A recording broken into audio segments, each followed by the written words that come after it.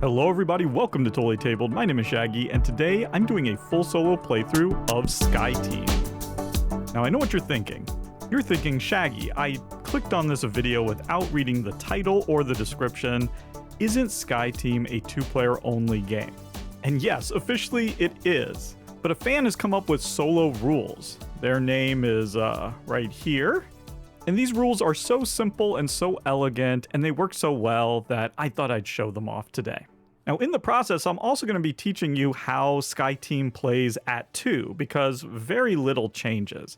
And in fact, you set everything up exactly the same. This is the starting scenario, basically like a tutorial. And we have our pilot player over here in blue, and our co-pilot player in orange. In the two-player game, you would be rolling your dice behind these screens so the other player couldn't see what you rolled. And you're not allowed to talk about what you rolled, or really talk about the dice at all. For the solo game, we don't need the screens, so I've just put them off to the side. Now we're going to look at our altitude marker here, and we have a reroll token in our current location, so we get to take that. We can use that to reroll some dice if we need to. So here it shows the arrow pointing to the pilot. So the pilot's going to be the main player for this round. So we go ahead and we roll all of their dice.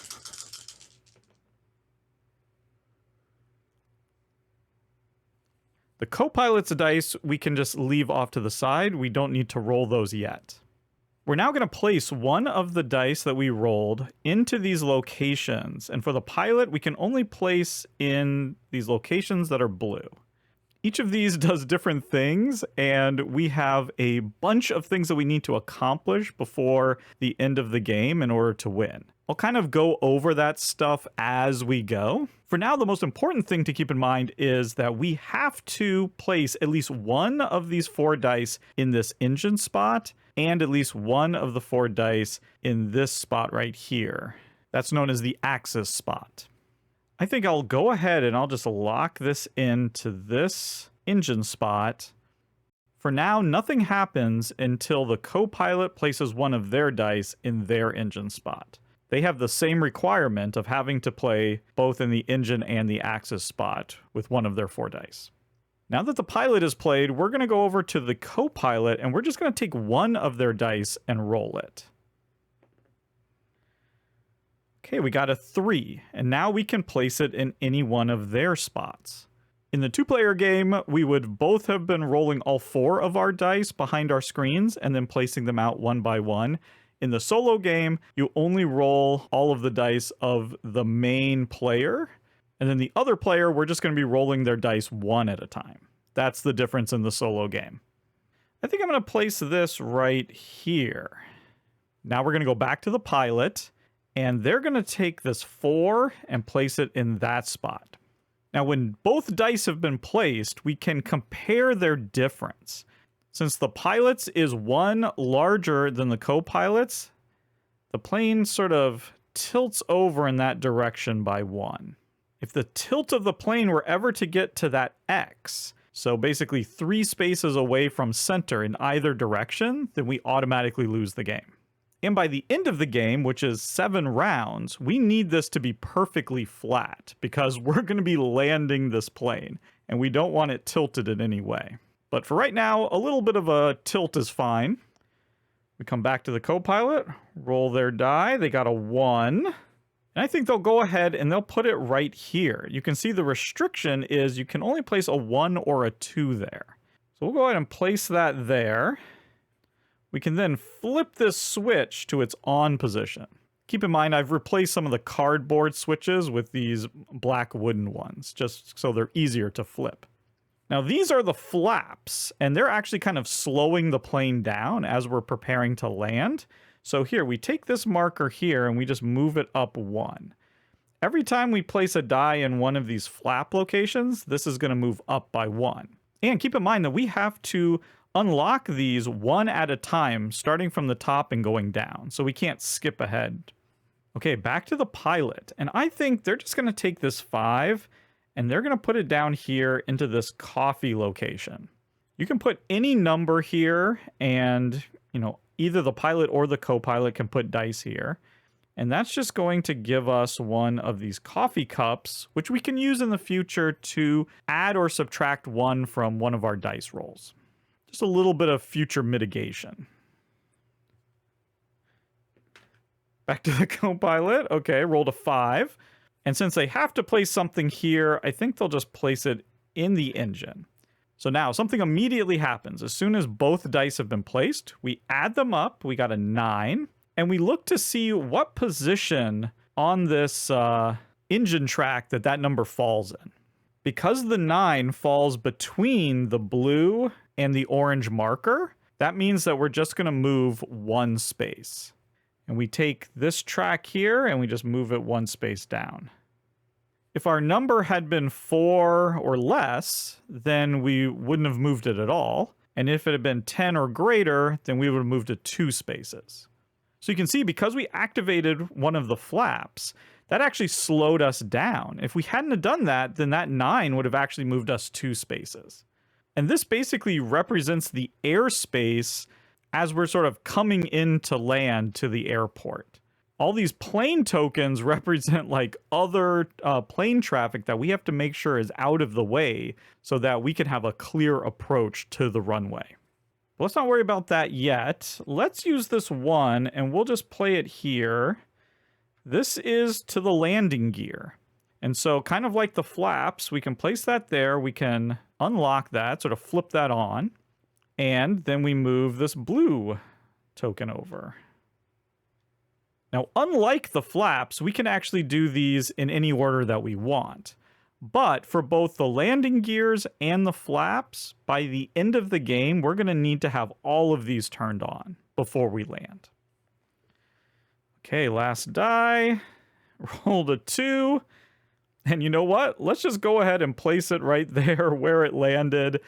This is the radio action. And this is us communicating to the control tower about our approach. And this is what we use to clear off these plane tokens. So because we put a 2 there, we count 2 away, 1, 2, and then we can remove a plane from there. We're going to need to clear all of these off, because if we ever have to scroll this down and there's a plane there, then we crash and lose the game immediately. Okay, there we go. That was the first round. We just move this altitude down 1. This is basically keeping track of the rounds of the game. We just get to clear off all the dice. Of course, we keep these flipped to show that we've already activated those. And we get to keep our coffee here, our concentration that we can use later. We still have our reroll if we need it. And now our current altitude shows that the co-pilot is the main player. So we're going to take their dice and roll all of them.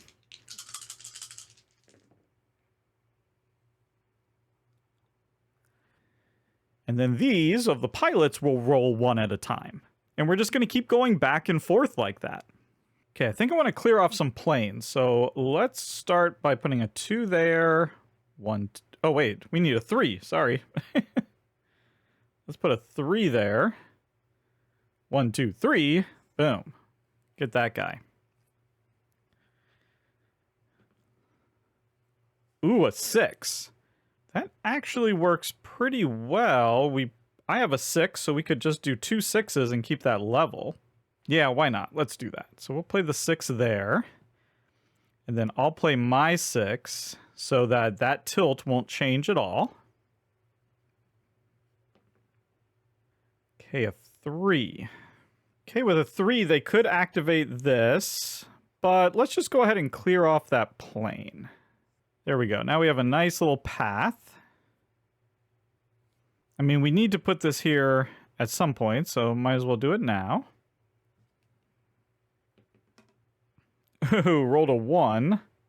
They can't really do anything with that 1, so let's just toss it down here and get some more concentration. This might come in handy later. Then with this 2, they could do this flap, but it might be too early for that. Let's just get full concentration. And now this has to go into the engine regardless of what it is. Okay, a 4. So we add it up. We got 6. That's in between, so we just move 1.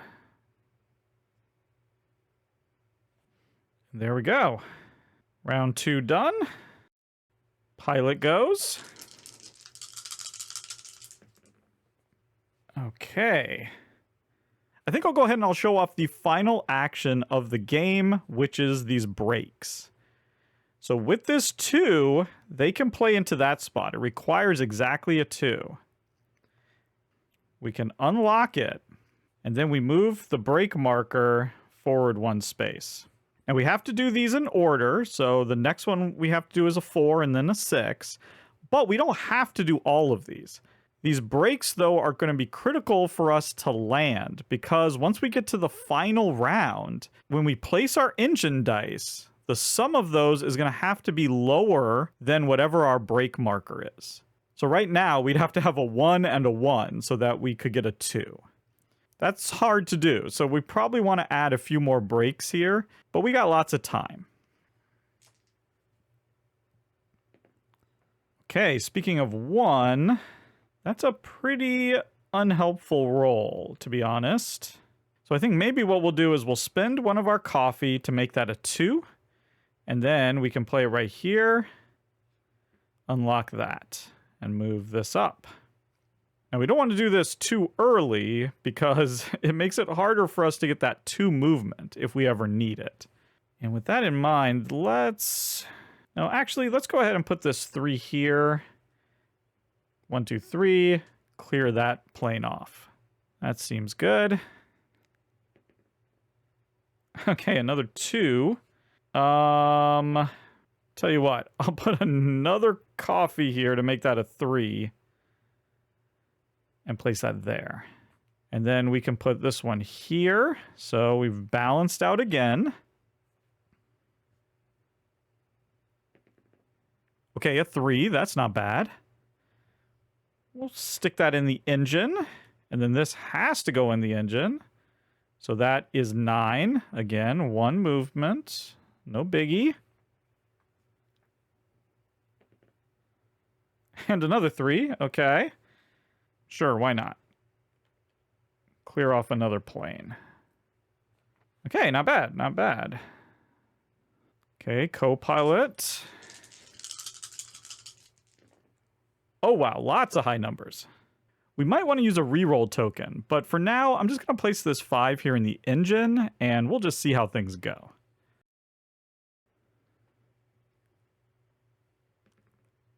Ooh, rolled a 6. Yeah, I think we will use a reroll token, and also it'll let me show you how this works. Right now, we rolled this. We didn't like that roll, so we're going to use a reroll token. Now, this reroll token is not going to just let us reroll the blue, but also any number of the co-pilot's dice that we want to reroll as well. So let's reroll the 5 and the 6. We'll keep the 2. Okay, we rolled lower. That's good. And now we can reroll this. Okay, a 5. Perfect. Let's put the 5 here. That's 10. That's still in the 1 range. And I like that because now I can use this 2 to get rid of a plane. Nice. Okay, a 4. Now, I wasn't thinking about this tilt, and now I'm a little worried. So just so I don't get completely screwed over here, I'm going to put this 4 here.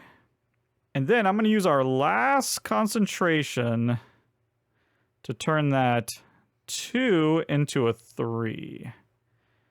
And place that here. So this only moves 1. We're right on the edge, but I think we can pull it back before we get to the end here. Everything's fine. Nobody panic. Ooh, a 1. Oh, that's not ideal. Let's go ahead and get some more of this concentration. We're going to need that. And honestly, we'll do it with that one as well.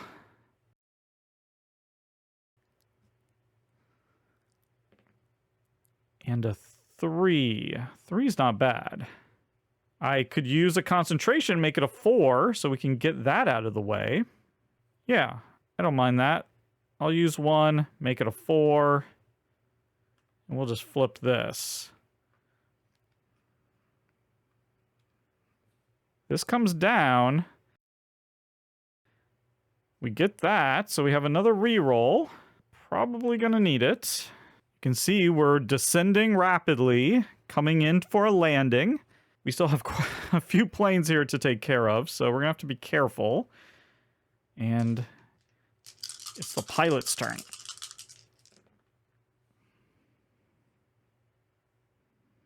Okay. I think I'm gonna right away just come here to get rid of that. Let's just not even worry about that anymore. Oh, I rolled a 1. That's just all around not what I wanted to roll. Okay, let's put it down here. It's getting a little risky. I want to use this 3 here and flip. That's going to move that up 1.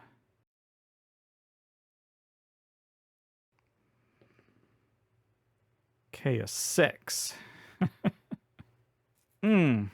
is a little tricky right now. I think I'm going to have to play it safe. I'm going to put this 6 here. I'm then going to put this 3 here. So it's a difference of 3. 1, 2, 3. We've overcorrected a little bit, but we're slightly better off than we were. 4. Yeah, let's put that here. Flip that. Move that 1 more. Then this 6 has to come here. And then whatever this is has to go... Okay, 1. That's fine. That gets us to 7. That's still 1 movement. Ooh, we have 2 planes to take care of, but that's okay. We got a little bit of time. Co-pilot. Okay, I don't mind that roll. That's pretty good. You know what? Let's go ahead and let's take out one of those airplanes. We only have 1 more left. 4. I could use one of these to flip that. No. Let's go 4 here.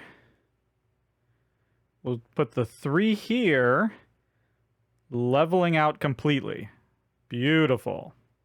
We needed that. Whoops. Okay, a 1. Yeah, 1 doesn't help us at all. Let's come down here.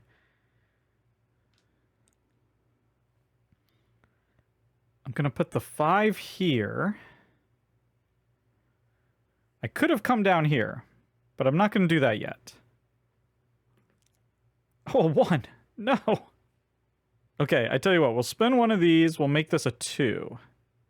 We'll put this here. That's a 7. That's at least 1 movement. That's what we needed.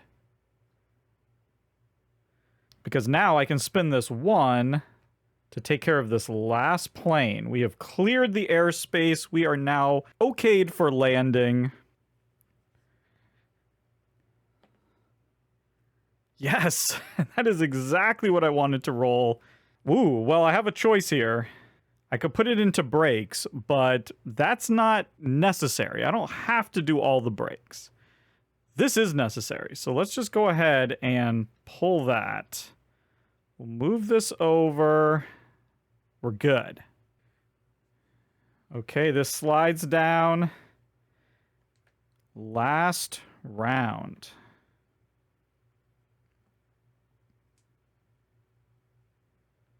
Now, the final round works slightly differently because now we don't need to fly any further. We just need to land. And so our engines are going to have to be below whatever our brakes currently are. So right now it's 4, but we still could put a 6 there and make it 6. Either way, we're going to want low numbers in our engine. The second thing we're going to have to make sure that we do is have the same number in each of these axis spots, because we need to be perfectly flat. The third thing we need to do is we need to flip this flap right here, the 5 or 6 flap. And then everything else we've already done. We have all the landing gears ready to go, and we've cleared off the airspace completely, and we still have our reroll token and 2 concentrations. So let's see if we can pull this off. Okay. I'm liking what I'm seeing here. Let me just go ahead and put the 1 right there. We may not need to use that 6 for the brakes if we can roll low. Okay, a 2. Now, normally I would put that there, but look at this. 2 there, 2 there. Boom. We're good. We're golden. Now we need a 5 or a 6. Okay, 2. That can go in there. So we can land. We do not need that brake. So the pilot's job is kind of done here. So they're just going to get some coffee here. Completely filled up on coffee. All we need is a 5 or a 6, and we've done it. There it is, the 5. Boom.